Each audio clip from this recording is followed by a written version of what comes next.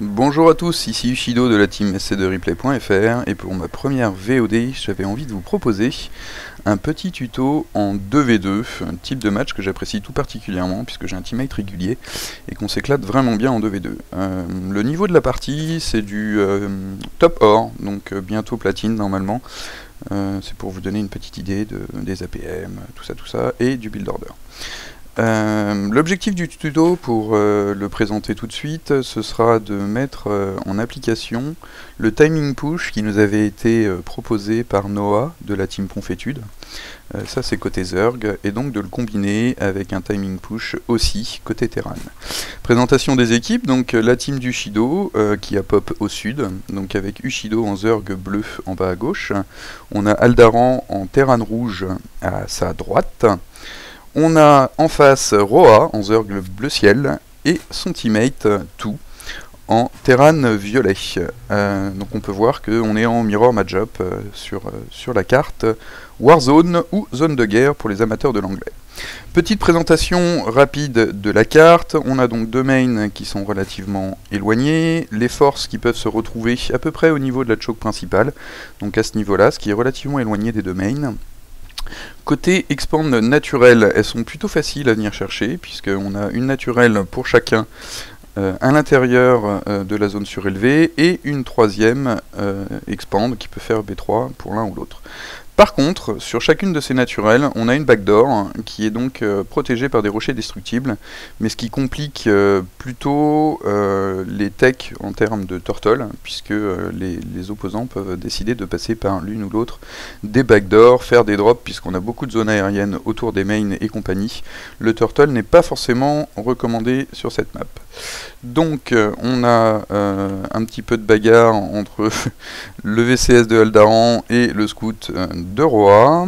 Côté team Ushido Aldaran, on a Ushido aussi qui est parti niveau scout.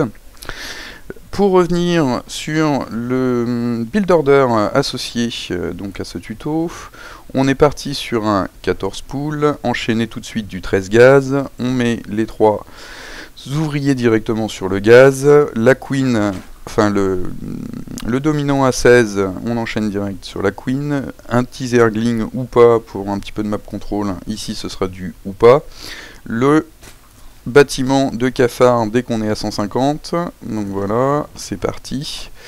Côté Terran, on est parti sur la production de Rax en chaîne, puisque c'est du timing push.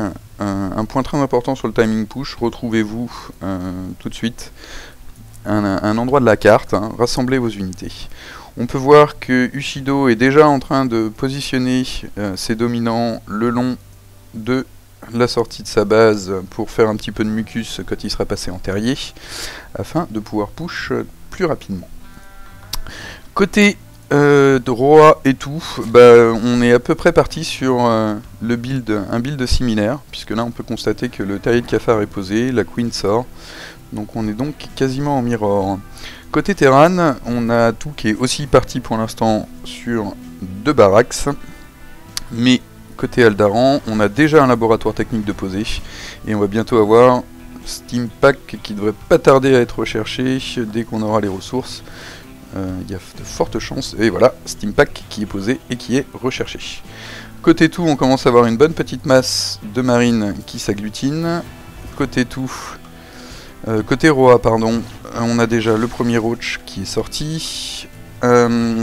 Première grosse différence, donc on a Tout qui pose un réacteur et un laboratoire technique. Le laboratoire technique est en retard, il y aura donc pas le steam pour l'instant, et la production du réacteur fait un énorme trou dans la production de ces marines, puisque pendant que ces deux choses sont en train de se construire, il n'y a aucune unité de produite. Alors que de l'autre côté, on continue la production, on se rassemble, on a du Roach, du Marauder et du Marines qui commencent à être bien entassés. Côté Ushido, on a refait quelques drones, histoire d'avoir une économie pas trop dégueulasse. On a aussi posé un deuxième gaz, donc ça va permettre à la fois de passer en terrier, mais aussi éventuellement d'aller chercher l'évolution reconstructible, de reconstruction gliale, pardon, qui va permettre un déplacement plus rapide des roach, et donc une traversée de la map plus rapide. Un des succès de ce timing push, enfin il y en a plusieurs en fait, c'est une map pas trop grande parce que les cafards sont très très lents. Et c'est aussi une map avec un choke difficile à défendre, puisque s'il y a un tout petit choke, les cafards, les marines et les marauders vont avoir du mal à passer. Donc là on est sur une compo Terran Zerg dispersée en face, il n'y a aucune raison que le push ne passe pas. Donc on a donc le push qui est parti côté Aldaran et Ushido, on a Ushido qui passe devant, forcément puisque le principe de ce push c'est que les roaches sont là pour prendre les dégâts et pour tanker pendant que les marines font le DPS. L'engagement est lancé, on a 4 roaches qui sont partis face aux marines de tout, ça pique fort, ça pique, les marines qui tombent, on a Aldaran qui... donc on peut voir qu'on a un flux continu d'unités sur la map, on a Roa qui vient de réagir avec ses roaches pour essayer de sauver son pote, qui vient essayer de le protéger avec ses roaches. On a beaucoup de roaches, mais on a aussi pas mal de DPS côté Aldaran.